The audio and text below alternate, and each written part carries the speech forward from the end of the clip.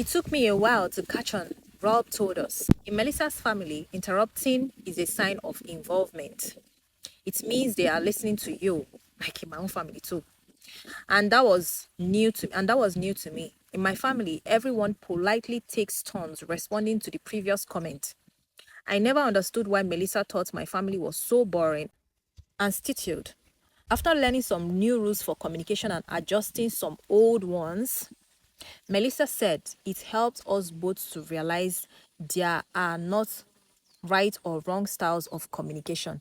There are simply different styles. Very important. Robert and Melissa solved a lot of potential problems early in their marriage before they even emerged. You can too. You can too. Next, we consider how easy it is for communication to get derailed. Okay. Okay, and the exercise book here says, how well do you communicate? And it says, communication obstacles exist between every husband and wife. And then there is a subheading here titled, how not to communicate. A cartoon depicts a grumpy husband reading the paper, his aggrieved wife standing in front of him, arms folded. He is saying, do we have to try to save our marriage while I'm reading the sports page? His reaction points to one of the most common complaints of unhappy spouses. He or she doesn't want to talk. Whenever a marriage is disintegrating, the partners conclude, we just can't communicate, or we just don't talk to each other anymore. They believe the failure to talk is the cause of their problems. Actually, the non-talking is not a lack of communication, but a form of communication that sends a supply of negative messages. Silence is a powerful communicator.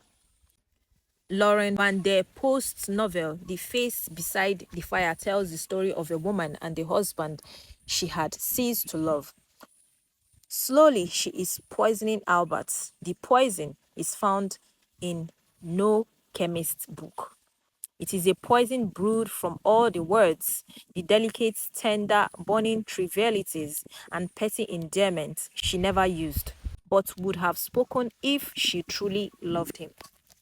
And there is a quote here by George Sala, and he says, it is difficult not only to say the right things in the right place, but far more difficult to leave unsaid the wrong things at the tempting moment. Very, very difficult. Silence, however powerful, is not the cause of poor communication. The fear of pain is. It is basic to human nature to seek pleasure and avoid pain. But people actually avoid pain first and then seek pleasure.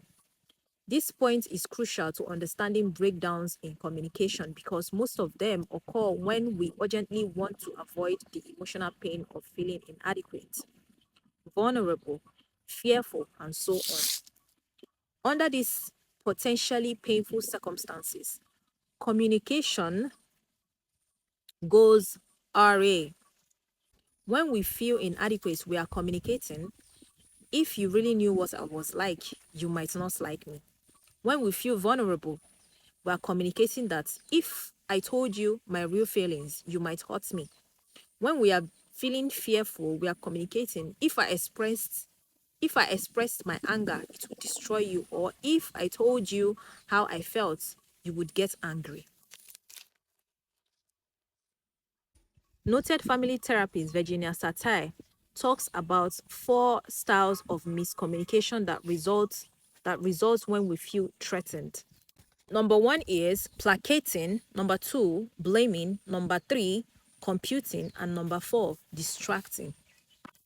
Each style is a dysfunctional response to potential pain, and each frustrates our attempt to understand what our partners want us to hear. Placating. The placator is a yes man or woman, ingratiating, eager to please, and apologetic. Placators say things like, whatever you want, or never mind about me, it's okay. They want to keep the peace at any price, and the price they pay is feeling of worthlessness. because placaters have difficulty expressing anger and hold so much feelings inside, they tend towards depression, and as studies show, may be prone to illnesses. Placaters need to know it is okay to disagree. Blaming. The blamers the blamer is a fault finder who criticizes relentlessly and speaks in generalization. You never do anything right. You are just like your mother. Inside, blamers feel unworthy or unlovable, angry at the anticipation they will not get what they want. Given a problem, blamers feel the best defense is a good offense. Because they are incapable of dealing with or expressing pain or fear, blamers need to learn to speak on their own behalf without indicating others in the process. Computing. The computer is super reasonable, calm and collected, never admits mistakes, and expects people to conform and perform. The computer says things like, upset? I'm not upset. Why do you say I'm upset? Afraid of emotion. He or she prefers facts and statistics. I don't reveal my emotions, and I'm not interested in anyone else's. Computers need someone to ask how they feel about specific things. Distracting.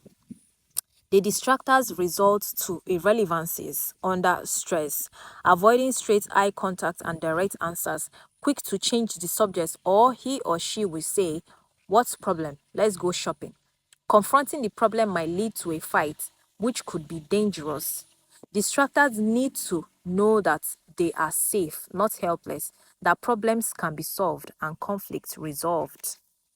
The next time you find yourself communicating with your partner by placating, blaming, computing, or distracting, remember that you are probably feeling hot or stressed out about something.